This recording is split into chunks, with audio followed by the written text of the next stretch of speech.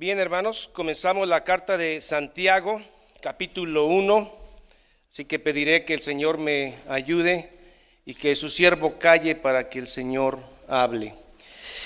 Hemos hablado que esta carta fue escrita por ahí del año 44 por Santiago Jacobo, que es medio hermano de nuestro Señor Jesucristo, el cual murió apedreado y aventado desde el templo. Y él inicia su carta, capítulo 1, verso 1, calificándose como un esclavo de Jesucristo. No dice yo, Santiago, medio hermano de Jesús, del Señor. No, dice yo, siervo, esclavo de Jesucristo, siervo de Dios y del Señor Jesucristo. ¿A quién va dirigida esta carta? Santiago dirige esta carta primariamente a todos los judíos de la dispersión, todos aquellos judíos cristianos que huyeron después del asesinato del primer héroe de la fe, Esteban, por ahí del año 37. A partir de ahí se dio una diáspora, una dispersión a Asia, Europa y a los judíos de la dispersión cristianos. Santiago le envía esta carta a las 12 tribus. Recuerden que el reino se dividió después de Salomón, 10 tribus arriba, 2 abajo. Las primeras son llevadas a Siria, después las que quedaron se filtran en las 2 de abajo y las 12 tribus estaban completas hasta ese momento. Bueno, Santiago, doulos de Dios y del Señor Jesucristo, esclavo a las 12 tribus que están en la dispersión. Salud. Esto quiere decir que regocíjense, alégrense, un saludo muy al estilo hebreo. Salud. Bien, hermanos míos, los judíos cristianos, tened por sumo gozo cuando os halléis en diversas pruebas. Hermano, esto es una locura. ¿A quién se le ocurre estar gozoso en medio de las pruebas? Bueno, a Pablo cuando estaba encarcelado en el cepo doloroso y comienza a cantar salmos. Es un gozo. Habrá que diferenciar, hermano, entre el gozo y la alegría. La alegría generalmente está condicionada a las circunstancias. La alegría generalmente es muy emocional, depende de las emociones. El gozo es algo más profundo que puede manifestarse en alegría, pero no necesariamente. O sea, alguien puede estar serio pero gozoso. Tener consumo gozo es algo que no está relacionado con las circunstancias, porque Pablo está en la cárcel. El Señor Jesús está en la cruz y se goza por lo que está logrando en la salvación. Entonces la alegría depende de las circunstancias, si tienes dinero, salud, si todos están completos, si comimos bien, ¡ay, qué alegría! La alegría del mundo. Pero el gozo es cuando tú sabes que pese a que las cosas están mal aquí, tú sabes que tienes una promesa que nace de la Escritura y es vida eterna con Cristo. Y eso, en medio de las circunstancias que no son de felicidad, tienes algo que el mundo no conoce y se llama gozo. Cuando alguien te dice el final de la película, y el final de la película es que ganaste, te da tranquilidad, aunque a la mitad de la película ves que las cosas están muy difíciles, pero sabes el final. Y el final, tú estás gozoso porque tienes vida eterna. Ese es el gozo, que no depende de las circunstancias. La alegría, sí. La felicidad, como la entiende el mundo, depende de muchas cosas. Si te ha ido bien, si ganas bien, si estás sano, si tienes el carro que soñaste, la mujer que quisiste, en fin, tienes todo, entonces eres feliz. Y no sé si se han dado cuenta, hermanos, que hoy hay una ansiedad por ser feliz. La gente está haciendo todo por ser feliz y trabaja excesivamente, va al gimnasio, regresa, eso está bien, pero no te va a dar la felicidad. Y el mundo se está sintiendo frustrado cuando se da cuenta que no es feliz. Porque la verdadera felicidad nace del gozo y la fuente del gozo es Jesucristo. Entonces la gente en esta Navidad, la gente que no conoce a Cristo está aún más sola y lo sabe, pero se han vuelto expertos en fingir felicidad. ¿Sí? Entonces usted ve los comerciales de seducción, la gente se ríe intensamente en Navidad, escondiendo su tristeza, porque no tienen gozo y un día van a morir para siempre. Hermanos míos, tened con sumo gozo cuando os halléis en diversas pruebas, sabiendo, gnosis, conocimiento, sabiendo que la prueba de vuestra fe produce paciencia. Hermanos, más que paciencia, la palabra debe ser perseverancia, porque el que soporta la prueba hace perseverancia. Recuerden que la salvación va unida a la perseverancia. El que persevere hasta el fin, ese es salvo. La perseverancia va unida a la paciencia, ¿de acuerdo? Ahora vean cómo queda el texto. Hermanos míos, tened por sumo gozo cuando os halléis en diversas pruebas. Bueno, una cosa es lo que yo pienso, y la Biblia dice que las pruebas van a producir en mí perseverancia. Qué bonito. Qué bonito, hermano, cuando usted no está en una prueba, ¿o no? Pero cuando está en una prueba, hermano, estas palabras dicen, hermano, y a lo mejor a usted le toca vivir este sermón después o a mí. Y va a ser probada nuestra fe. Si usted es creyente, tarde o temprano, aunque esté usted orando de no tener pruebas, su fe va a ser probada. Pero hay algo maravilloso, hermano. Las pruebas, tentaciones, no van a destruir su fe, la van a probar. Jamás Dios permitiría una prueba que destruya la fe de un verdadero creyente, jamás. Las tentaciones y las pruebas, como se traduce la palabra, no destruyen tu fe, la prueban y la van a fortalecer si eres creyente. Entonces, hermanos míos, yo no sé cómo le van a hacer, ni yo sé cómo le voy a hacer, pero de que algo quiero comprometerme es que cuando yo esté en una prueba, yo alabe el nombre de Dios. Y que cuando yo esté en una prueba, le dé gracias a Dios por la prueba.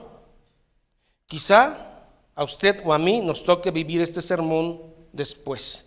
Y acuérdese que en medio de la prueba, usted va a decir, gracias, Señor.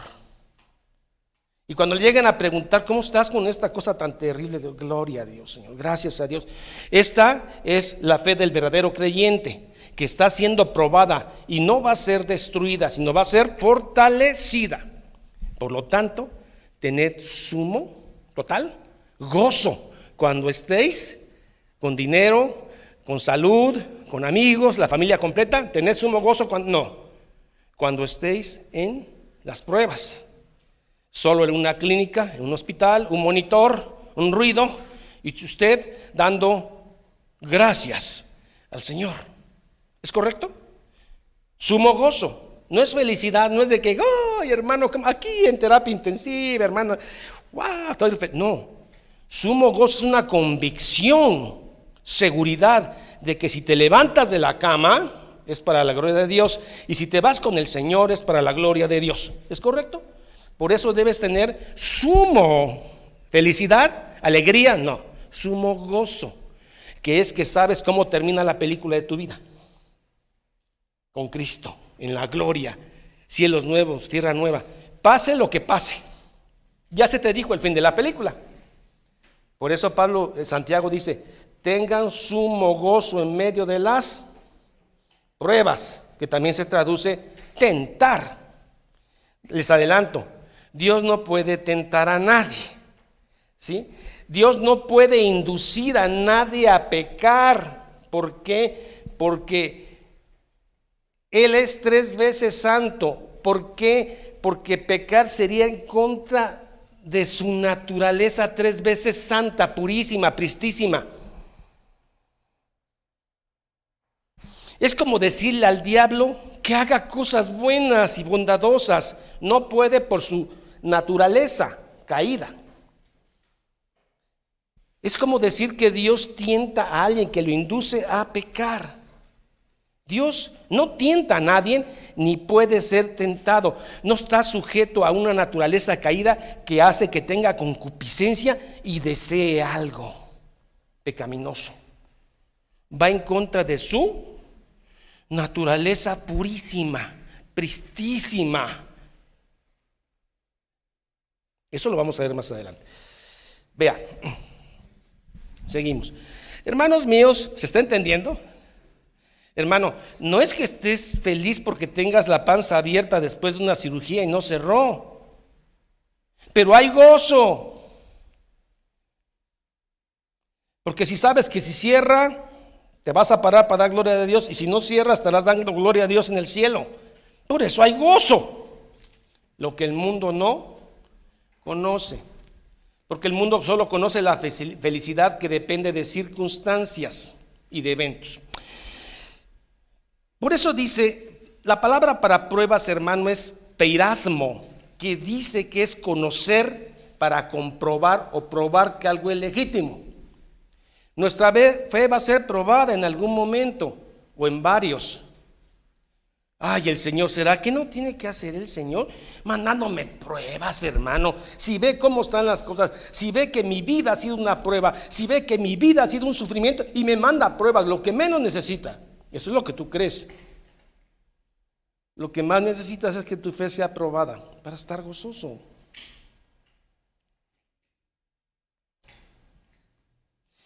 En diversas pruebas, peirasmo, conocer, sabiendo que la prueba, doquimión, son 2 palabras en hebreo diferentes, pero son sinónimas. Sabiendo que la prueba, o sea, el hacerte pasar por fuego te va a hacer un metal fino.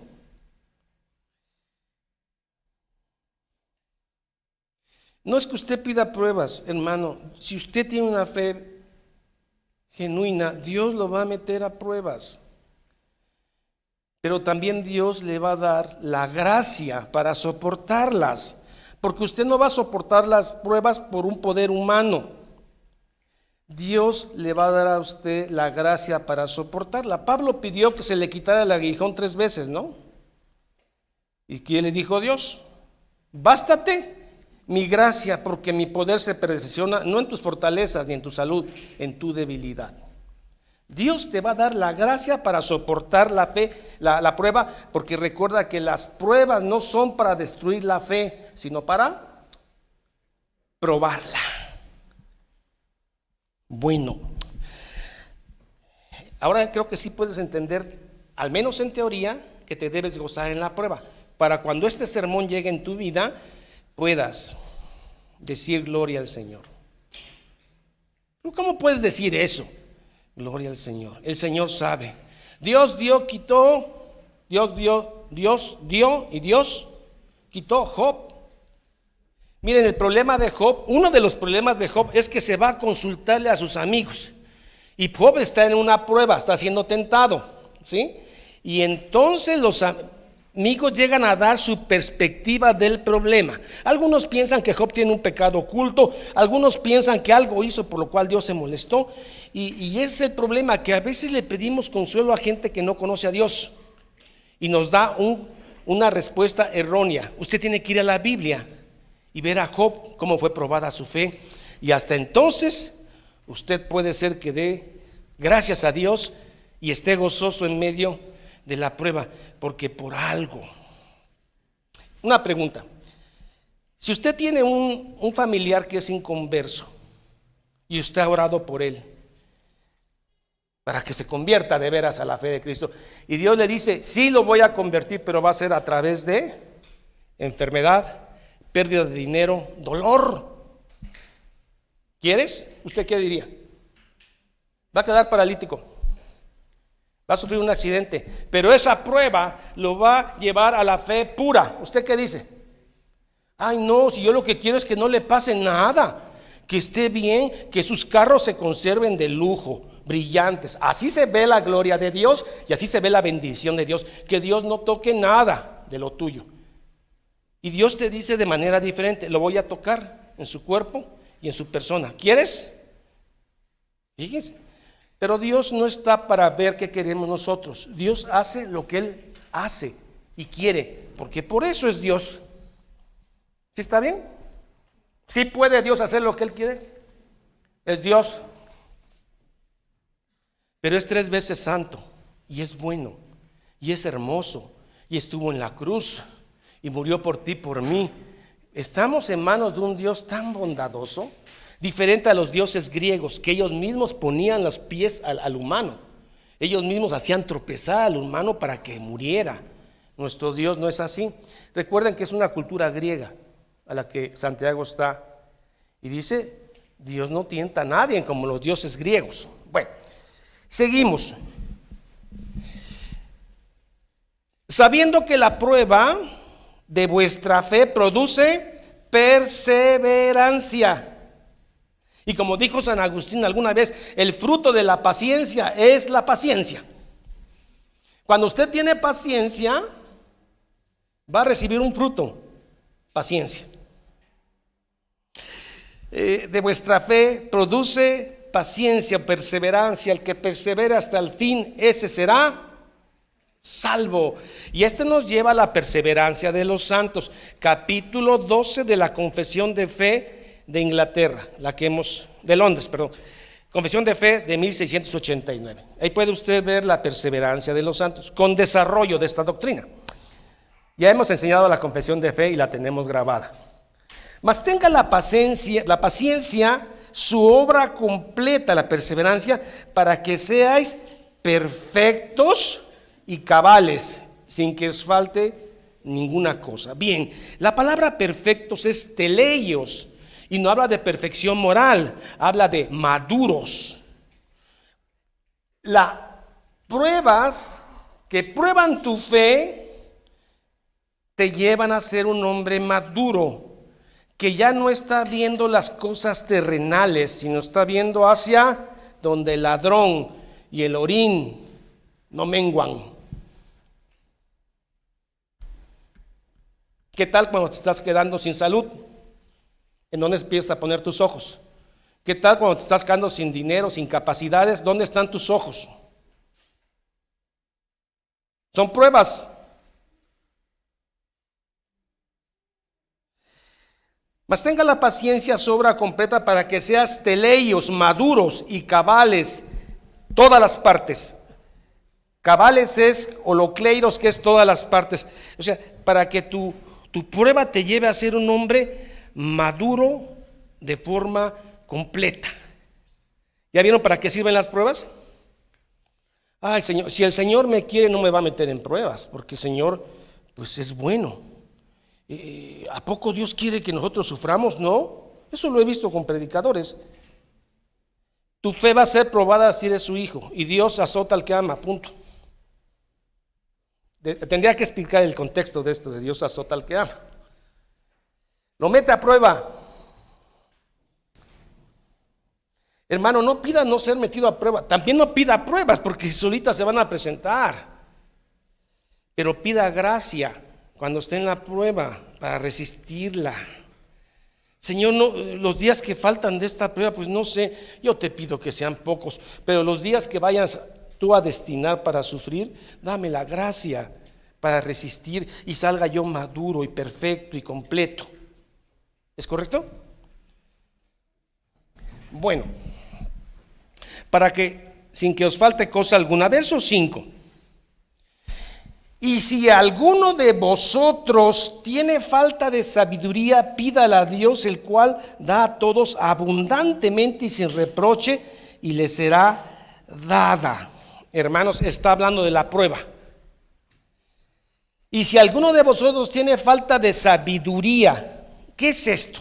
Usted se da cuenta, hermano, que usted se está excediendo en quejas durante la prueba. No, es que el Señor creo que no tiene que hacer, hermano. Me están mandando pruebas y ve que toda mi vida ha sido una prueba. Es como Job dice que el hombre nace para la aflicción como las chispas nacen. Y mi vida ha sido muy difícil. Lo que menos necesito es una prueba. No, eso es lo que tú crees. Pero Dios cree que tu fe debe ser probada para que seas maduro y cabal, completo. ¿Quién sabe más, tú o él? Ahora, pero el Señor sabe lo débil que soy, hermano. Él me conoce lo frágil que soy. Pídele gracia, que Él dará abundantemente. Eso es sabiduría. Por eso, si te está faltando sabiduría durante la prueba, pídela. Señor, creo que mis razonamientos no son correctos a la Biblia. Dame sabiduría, primero para soportar la prueba y para interpretarla, que tú sabes lo que haces. Pida sabiduría en medio de la prueba, se refiere a la prueba, ¿eh? Dios lo va a oír, hermano. Va a dar abundantemente, sin quedarse con nada, quiere decir eso, y sin regateo. ¿Usted cree eso, hermano? ¿O será que a Santiago se le ocurrió algo así para que los hermanos se sientan bien? No. Santiago lo probó. Y si alguno de vosotros tiene falta de sabiduría en cuanto a la prueba, pídala a Dios, el cual da a todos abundantemente y sin reproche, y le será dada. ¿Lo cree? Pídalo.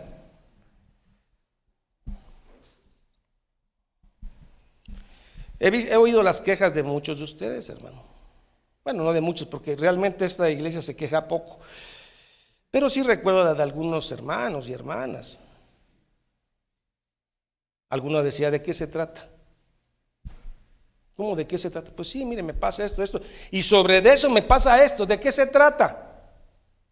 Primero pregúntele a Dios, ¿de qué se trata? Y si usted es creyente, hermano, va a pedir sabiduría y Dios le va a dar gracia para soportar esa y otra. Pero así, ¿de qué se trata? O como diciendo, ¿qué trae Dios contra mí? Porque yo veo que a todos les va muy bien y a mí. ¿Por qué? Yo que la he llevado pesada toda la vida y todavía me pone pruebas. ¿De qué se trata? Ya lo verás en la gloria de qué se trata. Si alguno tiene falta de sabiduría, pídala a Dios. Verso 6. ¿Ya ve? Pida con fe. ¿De dónde nace la fe? De oír palabra de Dios, no solo en un sermón, sino directamente de la Escritura. Hermano, ¿de dónde va a tomar fuerza y fe si no lee la Biblia? Pero pida con fe, hermano, no dudando nada. Pero no tengo fe, pídala y lea la Biblia, que de ahí nace la fe, porque la fe viene por oír palabra de Dios. Porque el que duda, fíjense, es que la fe es una batalla en nuestra mente. Y si nuestra mente no está vaciada y llena de las cosas de Cristo, vamos a tener juicios malos de la prueba. Y dice, pues sí, pida, eso dice la Biblia, pero aquí yo estoy sufriendo. Hermano, pida con fe, no dudando, pídale al Señor gracia. Pues sí, pero esos son versículos, hermano. La vida es otra cosa. ¿Han oído eso? Cuando usted llega con esos versículos en una prueba, y puede ser que si yo entre en una prueba usted me lleve estos versículos. Pida con fe, hermano, no dudando. Es que son palabras nada más. Es una palabra viva y eficaz. Pero pida con fe, no dudando nada, porque Él va a dar abundantemente. Yo sé que hay mucha gente que está pensando en el dinero. No está hablando de eso. Está hablando de sabiduría. Estar feliz en medio de la prueba. ¿Cómo es posible que Pablo se pone a cantar salmos en una noche en una apestosa cárcel con un cepo en los pies? ¿Qué está loco? La locura de la predicación. Porque el que duda es semejante a la onda del mar, que es arrastrada por el viento y echada de una a otra parte. ¿Han visto el mar, no? No para, hermano. Desde que yo conozco el mar no ha parado de moverse. Y sospecho que cuando me muera va a seguirse moviendo. Esas olas no paran, no tienen descanso. Así es el que duda. Va y viene. Va y viene. En cuanto a su doctrina. Seguimos. No piense pues que ese que se mueve como las ondas del mar, no piense pues quien tal haga. ¿Quién es ese? El que duda. El que dice son palabras. La vida es otra cosa. Estas son palabras. No piense pues quien tal haga que recibirá cosa alguna del Señor. ¿De acuerdo? Usted cree en las palabras. Es palabra viva. Esa Biblia que usted tiene es palabra viva, se hace viva cuando usted la cree.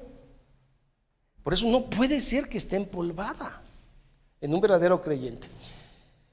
El hombre doble ánimo inconstante es todos sus caminos. Bueno, eso me pegó a mí mucho tiempo porque pensé que el hombre doble ánimo es aquel que a veces está muy contento y a veces está feliz. Porque yo soy muy lábil emocionalmente de reconocer, y a veces tengo mis días en que estoy tristón y a veces mis días en que estoy muy alegre. Pero eso es parte de un temperamento, no hay problema. No está hablando de eso. De doble, perdón, el hermano que es, ¿qué me quitas el versículo? Tramposo. O como dice la canción, no me ayudes, compadre, 1:7. Ahí está. El hombre de doble ánimo es dipsucos. Dipsucos, mente, alma. Es un hombre que tiene dividida su mente y su alma en dos señores, en el mundo y Dios. Ama al mundo y dice que ama a Dios. Ese es el hombre de doble ánimo. O sea, es un no creyente. ¿De acuerdo? Que está en la iglesia. O puede ser un creyente inmaduro. Podía ser, ¿verdad? Pero doble ánimo no quiere decir que de repente estoy contento y a veces estoy enojado. Porque eso está en mí, es biología, es química, es la forma física en que estoy hecho. Pese a eso amo a Dios. Habla de aquel que ama al mundo y ama o dice que ama a Dios. ¿Se entendió la diferencia? Yo ya descansé porque dije, yo a veces entonces intento sonreírle a todos, ¿no? Para que no sea yo de doble ánimo. No, no es eso. Está hablando el que ama al mundo y cree que ama a Dios. ¿Se entendió? Ya descansé yo. El hombre de doble ánimo, dipsucos, dos mentes, es inconstante en todos sus caminos porque no es creyente, o es un creyente inmaduro que apenas con la escritura va a ser perfecto, o sea, maduro y cabal, completo. Bueno, el hombre de doble es constante en todos sus caminos. Santiago 4:8, ahí mismo, mijo. También hace una alusión más adelante. Santiago 4:8 me parece que es. Aquí está. Acercaos a Dios y Él se acercará a vosotros. Pecadores, limpiad las manos, y vosotros los de doble ánimo purificad vuestros corazones. O sea que puede ser que sea un cristiano todavía inmaduro y puede ser que Dios purifique su corazón. Seguimos. 1:9, 1:8, 1:9. 1:9, mijo.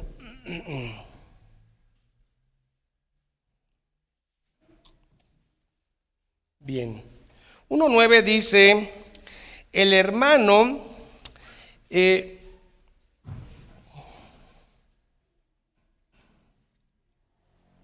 tanto un hombre rico como un hombre pobre cristiano pueden pasar pruebas, pueden ser tentados.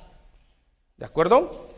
Al hombre pobre, él se exalta en su humillación. ¿Sí? Vean. El hermano que es humilde económicamente de condición, gloríese en su exaltación. Esta no quiere decir que todos los pobres sean humildes, ni todos los ricos sean soberbios, ¿de acuerdo? Pero está hablando en forma general. el hermano que es humilde de condición, gloríese en su exaltación. ¿Por qué? Porque el día que Cristo venga, todos vamos a ser iguales. Ya no habrá estatus económico ni estatus físico.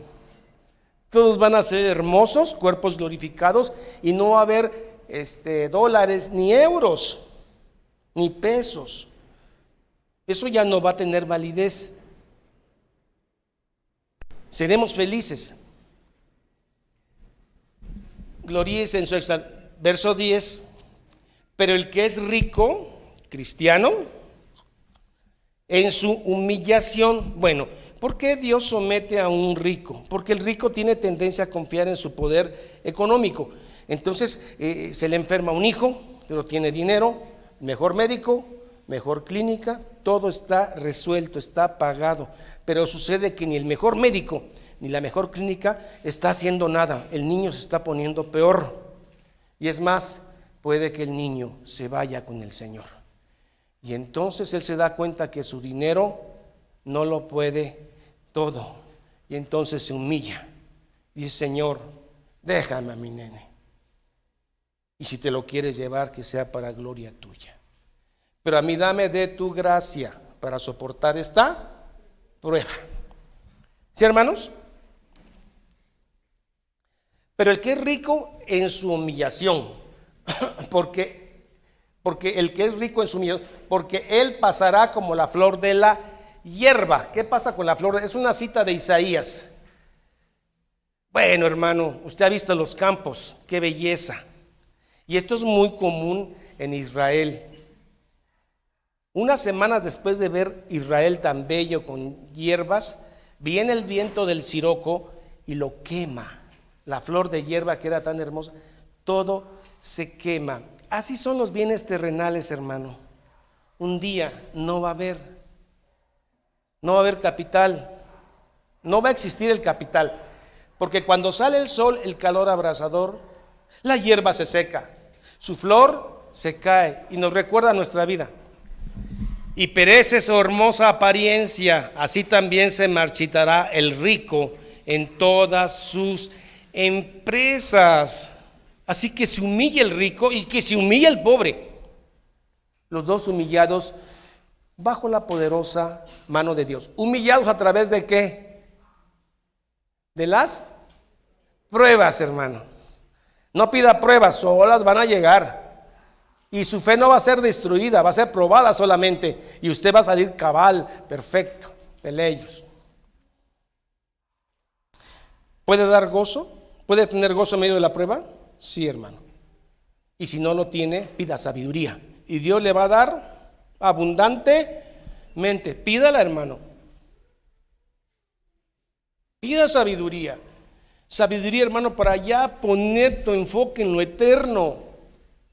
Ya dejar de ver las cosas terrenales. Empieza a poner tu mirada donde vas a estar millones y billones y trillones de años. ¿De acuerdo? Pongan la vida en lo eterno, hermanos. Seguimos. 1:13. Es largo el capítulo, pero ahí vamos. 1:13. Macarios, bienaventurados, siempre feliz, Macarios.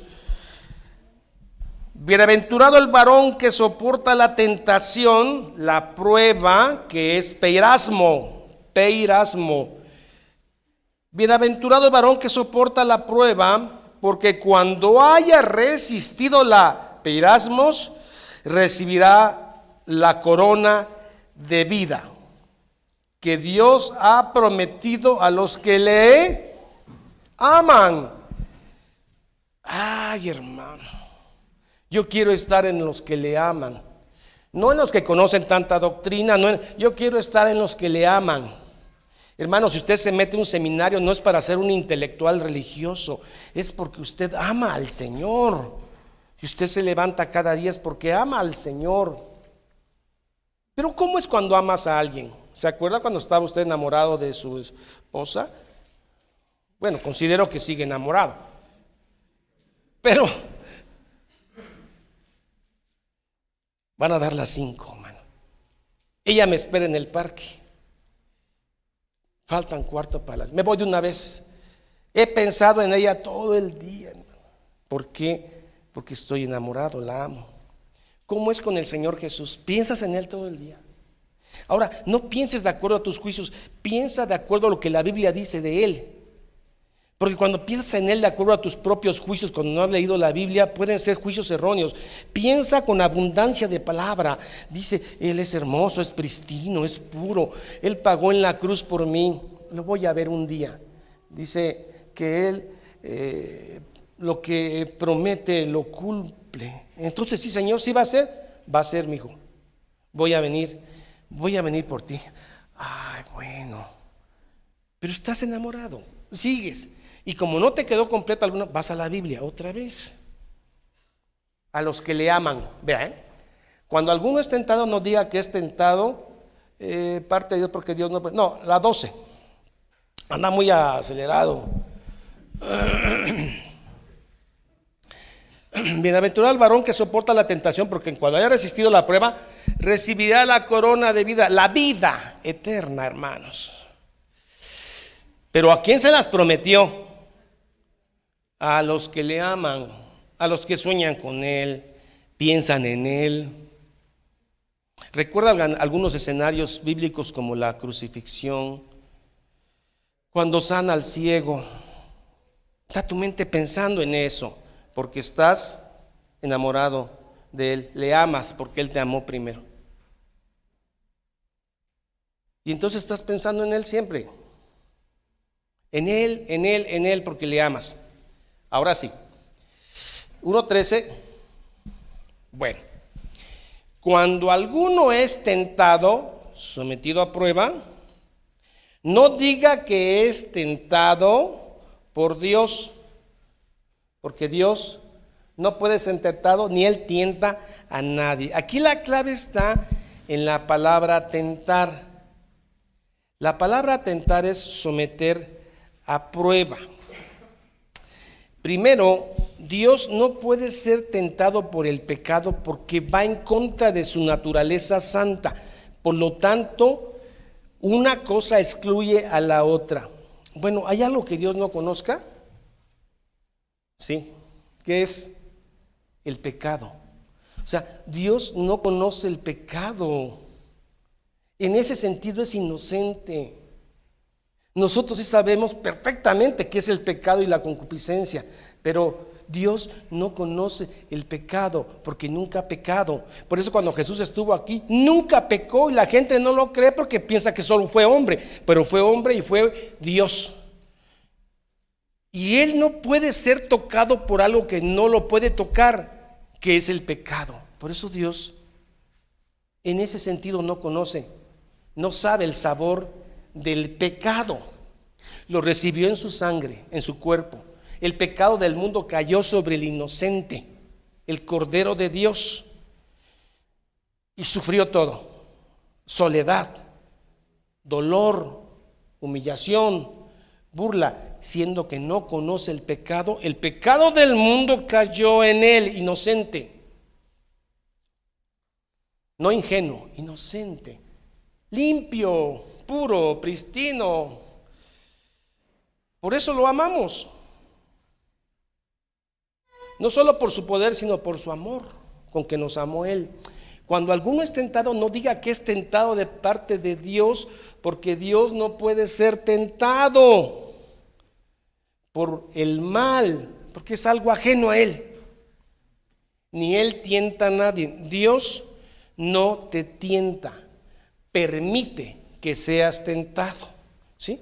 ¿Quién le permite a Satanás que tiente a Job, que lo meta a prueba? Dios le permite, pero Él directamente, no por su propia naturaleza, no puede ni ser tentado ni puede tentar, pero Él permite que tu fe sea puesta a prueba para que salgas como el oro refinado, como el metal bruñido, limpio.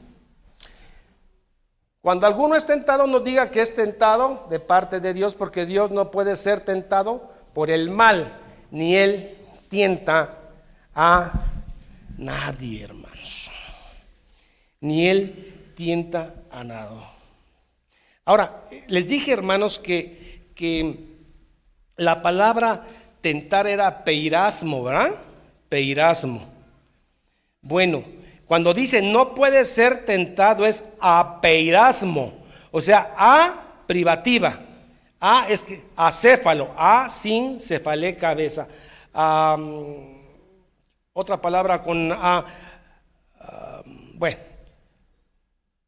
a peiratos, no puede ser tentado, sin tentación, ¿de acuerdo? No puede ser tentado por mal, ni él tienta a nadie. Ahora sí, vamos a ver el tema del pecado, ¿les parece? ¿Cómo es que se da el pecado? Miren, sino que cada uno es tentado cuando de su propia concupiscencia es atraído y seducido. Entonces la concupiscencia, después de que ha concedido, da luz al pecado, y el pecado, siendo consumado, da a luz a la muerte. Bien.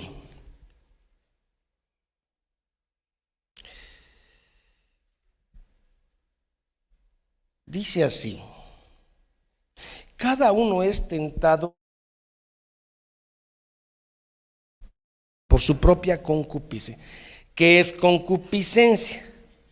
La concupiscencia es un deseo intenso que nace de nosotros, un deseo interno, un impulso, ¿de acuerdo? Un impulso interno que puede ser bueno o malo, dependiendo qué desees. Yo tengo el impulso, el deseo de hacer el bien. Yo tengo el impulso de hacer el mal. La palabra es epitumia, ¿sí? Epitumia. Y es buena o mala dependiendo en el contexto que esté. ¿Hasta ahí estamos bien? Dios no tiene esa concupiscencia hacia la maldad. Dios no la tiene. Nosotros sí. Adán y Eva no tenían esa epitumia, esa concupiscencia al mal. ¿Se está entendiendo hasta acá, hermanos? Adán y Eva no tenían esa concupiscencia hacia el mal. Podían hacer el bien, el verdadero bien, y podían hacer el mal, e hicieron el mal. A partir de ahí, toda raza humana tiene ese deseo innato de querer hacer el mal. A un niño pequeño hay que enseñarlo a portarse mal. Hay que enseñarlo a que diga esto solito. Algo tienen en él, la rebeldía, que habla de nuestra raza caída. ¿De acuerdo? No hay que enseñarlo solito. Pero si se ve tan inocente, déjalo que crezca nada más. Y vas a ver su epitumia, su concupiscencia. O sea, la concupiscencia es el deseo que nace de ti de hacer algo, en este contexto, malo. De pronto pasas por un aparador y tienes esa concupiscencia, ese deseo de adquirir algo, una joya, un auto, una mujer, en fin, hay tantas cosas. Miren, entonces la concupiscencia, después que ha concebido, miren, el pecado no solamente es una acción o un hecho. A ver, quiero darles un poco de descanso. El pecado. El pecado no solo es una acción, algo ejecutado. Hermano, es un proceso. El pecado es un proceso que lleva tiempo. Usted no adultera de la noche a la mañana. Días antes, meses antes, usted concibió. ¿Sí?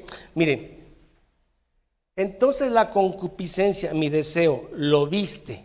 Y como dice el comercial, ya me vi. Ya me vi con esa joya, ya me vi con ese auto. ¿Qué tengo que hacer para obtenerlo? Oh, eso no se te dice en el comercial. Tienes que trabajar 3 veces más, abandonar a tus hijos, pero lo vas a lograr porque te lo mereces. Tu auto, tu joya, así te quieres ver, así te vas a ver. Solo los campeones logran eso. Los hombres de éxito hablan. Ya me vi. ¿Ves la mujer ajena? Tienes un impulso hacia ella, concupiscencia.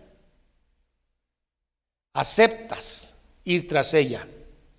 Concibes, has concebido el pecado, ¿de acuerdo? Se dio la fecundación, haciendo una analogía con el nacimiento. se dio la fecundación. No nace luego, ¿eh? En el caso del nacimiento humano son 9 meses. Y aquí Santiago dice que ya se empezó a gestar este ser, el pecado. Miren, entonces la concupiscencia que tenemos, después que ha concebido, no pusiste resistencia, dijiste sí y cómo va. Pero es que cuesta, no quiero saber el precio, quiero. Te va a costar esto, divorcio, no, quiero. Es más, ni me diga las consecuencias, quiero. Concupiscencia, aceptas, concibes el pecado y empieza a pasar el tiempo. Porque esto es cosa de tiempo, el Satanás lo sabe. Y da a luz al pecado. Nació en el vientre. Y el pecado siendo consumado, da a la luz la muerte. Nace un asesino. El pecado. El asesino es la desobediencia. Y nace un asesino que te va a matar tanto físicamente, en Corintios dice, muchos ya duermen, hermanos creyentes, y espiritualmente. ¿Se dan cuenta que el pecado no es solamente un hecho? Que de repente salí y de repente me gustó esa joya y entré y la rompí el vidrio y me la traje. Satanás me obligó, hermano. Satanás me obligó. No. Tú con tu concupiscencia, con tu deseo. Y Satanás lo sabe, por eso hay tanta seducción en el mundo. Compra, come. Mira, el día que tengas esos carros te vas a sonreír como se ríen los que lo anuncian. No, qué feliz está. El día que vayas a la playa y estés una semana y vas a ser feliz, vas a jugar voleibol de playa y te vas a reír con un cuerpo excelente. Eso es ser feliz. ¿Qué más es ser feliz? Pues no sé, unas joyas, la casa que siempre soñaste. ¿Tienes derecho a tener una casa hermosa? ¡Claro! ¿Cuánto cuesta? Eso no se dice. Claro, obténla. No está mal tener bienes materiales, hermano. No está bien. Pero cuando Dios se antepone a tu fe y a tus deseos de la vida eterna, estás mal, estás frito. Caíste en la trampa de aquel. Concebiste el pecado. Todo es cosa de tiempo. Precio, divorcio. Olvidaste a tus hijos, olvidaste a tu esposa, a tus papás por estar haciendo dinero y comprarte tu casota. ¿Sí? Olvidaste la fe, que es la Biblia para ti. Un libro que en la adolescencia leíste, punto. Sin agraviar a ningún expresidente. Eso es todo. Dio luz la muerte. Nació el asesino. No fue de un día para otro. Hubo una concepción del pecado y nació el asesino. Y mueres. ¿Se entendió? Entonces la concupiscencia, epitumia, después de haber concebido, aceptaste. Aquí es donde nace el pecado, cuando concibes, porque es el momento en que tienes que meter palabra de Dios. No, Señor, ayúdame en esta tentación. Estoy siendo tentado, ayúdame. ¿A quién se lo puedo decir? A nadie, pero tú lo sabes, Señor, dame gracia. Y no se concibe el pecado y no nace. Eso del adulterio tenía meses, había concebido. Bueno. 16, ahí vamos, hermano, ahí vamos. Amados hermanos míos, no se equivoquen. A ver, ¿qué quiere decir? 1:17. Todo buena dádiva, todo regalo y todo don perfecto. Dádiva es el don de darte y el don es el regalo que recibiste, ¿de acuerdo? Toda buena dádiva y todo don perfecto desciende de lo alto. Hermano, jamás del cielo va a venir algo malo. Espiritualmente hablando, jamás de arriba va a venir concupiscencia, pecado. Siempre lo que viene de arriba es un don, es un regalo de bondad. Levante sus ojos al cielo y pida, y Él le va a dar, ¿cuánto? Ay, te voy a dar, pero qué caro me está saliendo. Oye, abundantemente pida. Levante sus ojos al cielo, pida, aprenda a clamar. Y entonces toda buena dádiva y todo don perfecto desciende de lo alto, del Padre de las luces. Es un hebraísmo en el cual quiere decir que Dios no cambia como las estrellas que Él creó, los planetas que se están moviendo. Él no tiene variación. Él es Dios siempre. Él no va a cambiar aunque usted se enferma o pierda dinero o muera. Él no cambia. ni su palabra, ni sus promesas. Toda buena desciende de lo alto, del Padre de la luz, es un hebraísmo, en el cual no hay cambio ni sombra de variación. Confíe. Dios no es como nosotros, que a veces cambiamos, ¿no? Cambiamos de idea, dice 1:18. Él de su voluntad nos hizo nacer por la palabra de verdad. Eso ya lo vimos con Nicodemo, ¿se acuerdan? Que hay que nacer de nuevo. Y esto no es por voluntad de carne ni de sangre, sino de mi Padre que está en los cielos. Es un tema que ya vimos. Nos hizo nacer por la palabra de verdad y hubo una metanoia en nuestra cabeza, para que seamos primicias de sus criaturas. Para que seamos primicias de sus criaturas. En relación a esto los cristianos son la primera evidencia de la creación nueva de Dios que ha de venir al final de los tiempos. Somos las primicias, los que hemos nacido de nuevo. Muy bien. Verso 19. Por esto, mis amados hermanos, todo hombre sea tardo para oír. Sea pronto para oír, tardo para hablar y tardo para airarse. Vean, todo hombre sea pronto para oír palabra de Dios, hermano. Está hablando de la palabra de Dios. Tardo para oír, o sea, lento, abundante, rumiando la palabra de Dios. Satúrese de Biblia, hermano. No me voy a cansar de decir. Sature su oído de Biblia. Le va a ir bien, hermano. Su alma va a empezar a descansar porque va a dejar de ver las cosas terrenales. Créalo. Sature su oído de Biblia. Pronto para ir, tardo para hablar. Aquí el contexto, hermano, parece que estos hermanos de la dispersión, estos judíos, estaban muy eufóricos por predicar. Se ponían a predicar con muy buena intención, pero muy poco conocimiento. Algo que sucede ahorita también. Hay neófitos que están en los púlpitos, que están hablando de puro temática de salud, de emoción. Eso estaba pasando ahí. No, hermano. Recuerde que el predicador va a recibir un juicio más severo, el maestro. Tardo para hablar, o sea, si vas a hablar de la palabra, debes estar muy bien informado de lo que dice la palabra. Si no, mejor sé tardo. ¿Se está entendiendo esto, hermano? Mire, para escuchar pronto palabra de Dios, pero para predicarla, cuidado. Si no estás seguro lo que dice la Biblia, que Dios está diciendo, cuidado, porque no vinimos a oír tu juicio ni tus palabras, sino lo que Dios dice. A eso se refiere tardo para hablar, tardo para predicar. Bien informado, no un neófito. Tardo para airarse. Ahorita vamos a hablar del tema de la ira, hermanos. Tardo para airarse. Vamos a ver a qué ira se refiere. David, avancemos. Porque la ira del hombre no reposa la justicia de Dios. Esa palabra ira es orgué. Y pareciera que está hablando de una ira de que este hombre de repente se puso bravo y sacó sus emociones. Es un hombre muy iracundo. Por supuesto que eso no está bien, pero no está hablando de eso.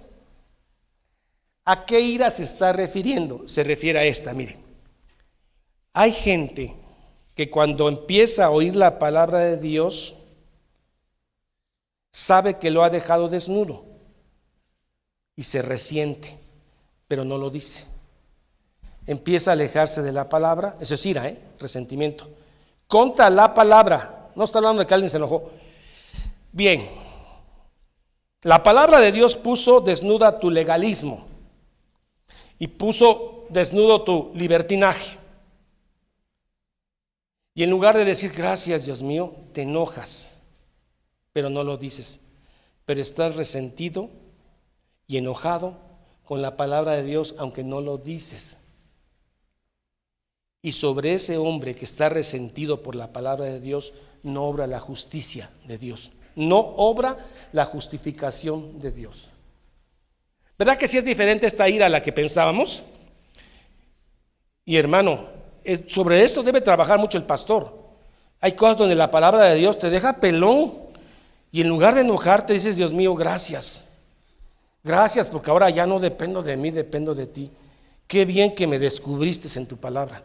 Pero hay gente que no reacciona así. Hay gente que se resiente. Y escuchas comentarios: pues sí, la palabra de Dios dice eso, pero aquí se hace esto. ¿Han oído? Sí, eso dice la palabra, pero es ira. Está resentido porque la palabra lo desnudó y no tuvo dónde agarrarse. No se va, se resiente. Sobre esa ira no obra la justicia de Dios. Puedo yo ampliar, pero el tiempo se me está acabando, se me acabó. Porque la ira de hombre no obra la justicia de Dios. Seguimos, faltan 7 versículos. Por lo cual, desechando, hermanos, es una acción humana. Por lo cual, desechando de Chomai, la inmundicia ruparia, por lo cual desechando toda la inmundicia y abundancia de malicia, caquiai, recibid con mansedumbre la palabra implantada, la cual puede salvar vuestras almas. Hermano, cuando te esté pasando así, porque puede pasar, y le pasa a los que conocen la sana doctrina, que piensan que son buenos y piensan que vinieron a la iglesia porque son buenos, ¿verdad? Y cuando leen Romanos capítulo 1, Romanos 3, dicen: toda inmundicia, están muertos es tu pecado. Eso me ofende, pero no lo voy a decir, pero no me pareció, O interpretó mal el predicador, o algo está mal en la Biblia, o a lo mejor no hay que creer todo lo que la Biblia dice. Algunos versículos sí y otros no, porque hay unas cosas que no, ya te resentiste. Las mujeres sujetas a sus maridos. ¿Cómo? Sujetas.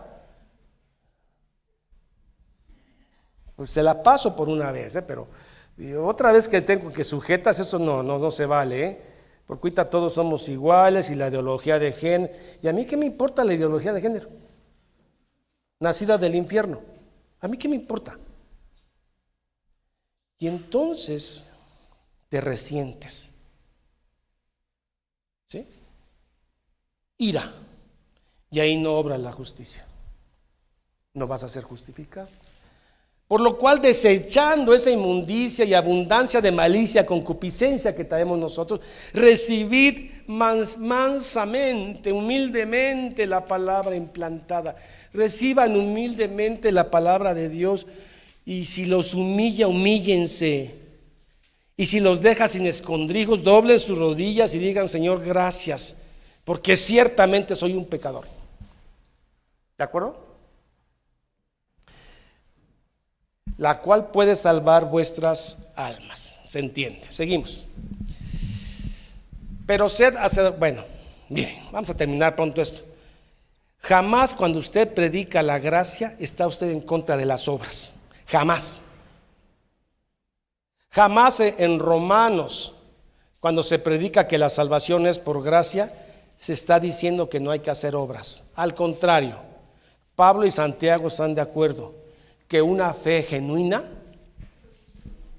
produce de manera natural buenas obras. Hermano, tiene usted que hacer buenas obras para salvarse. Y he visto que no ha hecho buenas obras, ni siquiera me conoce. Ahora, ¿qué es hacer buenas obras? Bueno, es juntar unos 50,000 pesos, irse a la calle y repartirlo a los pobres. Una foto por ahí o sin foto para que vea que soy genuino. He hecho buenas obras. Eso no es una buena obra. De acuerdo a la Biblia, eso no es una buena obra. Porque hasta los impíos tienen actos generosos.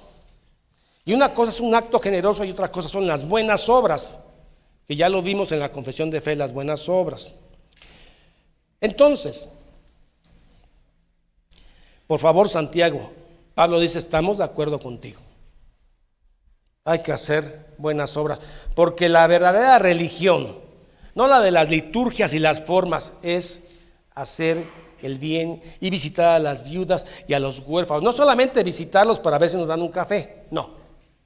Visitarlos para ver qué necesitan. y apoyarlos, porque eso nace de una fe genuina.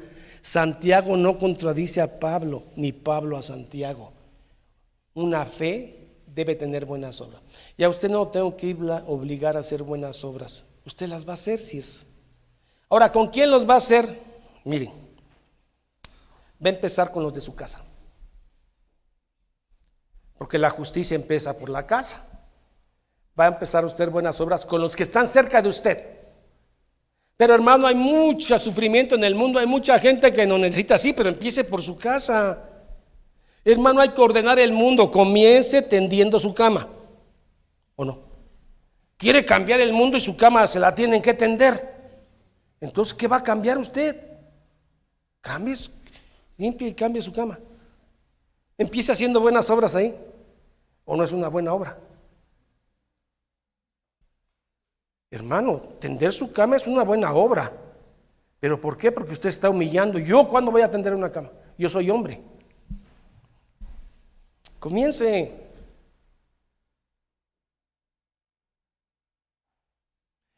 Pero sed hacedores de la palabra y no tan solamente oidores, engañándose a vosotros mismos. Seguimos.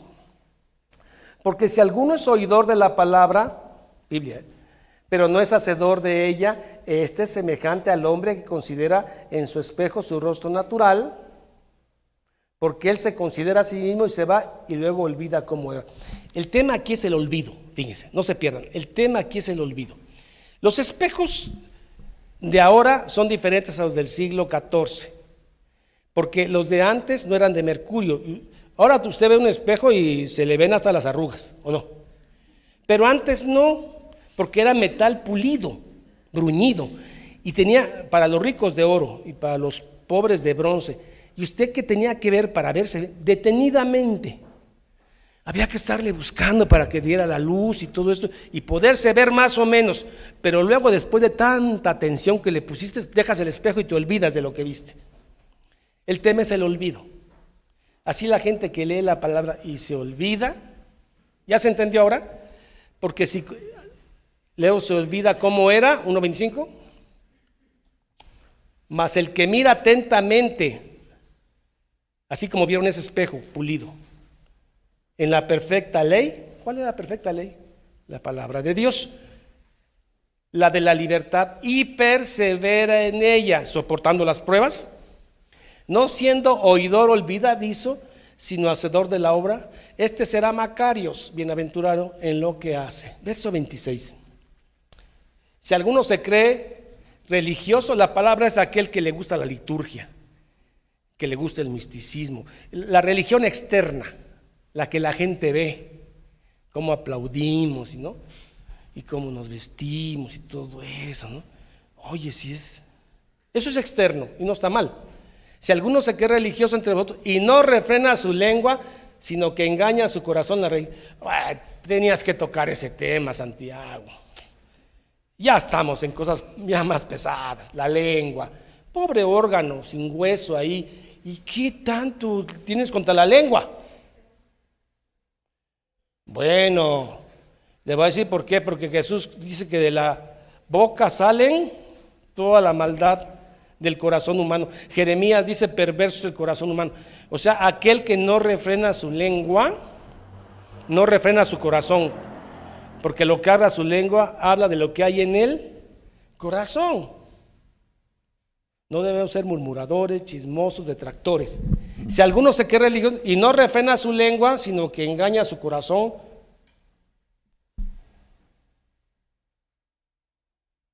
había una hermana que, no me gusta poner ejemplos, pero hay ejemplos para que nos entendamos. Hace muchos años, la hermana había sido campeona de danzón, o sea, ella era una bailarina de danzón, y sí tenía tipo de danzonera.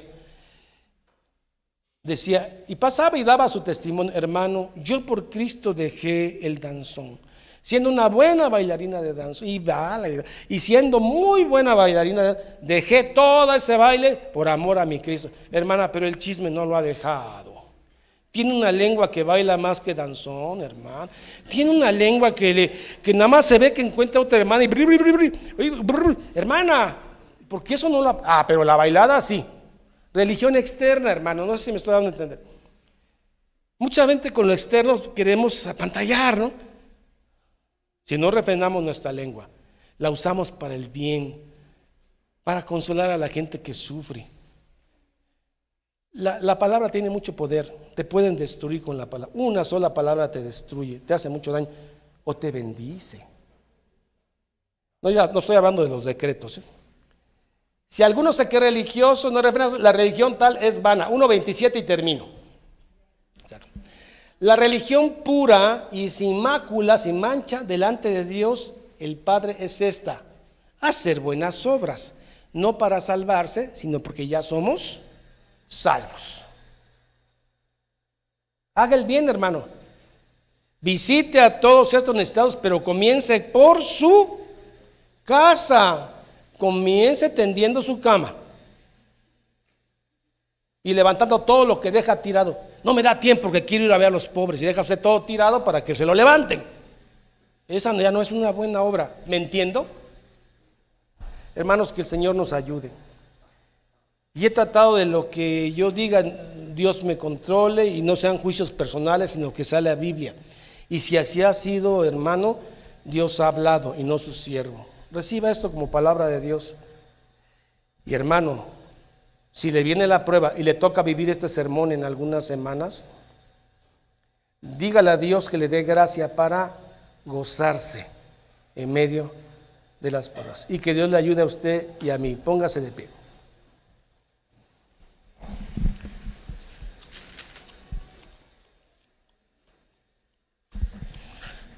Vamos a dar gracias al Señor porque hemos recibido su palabra.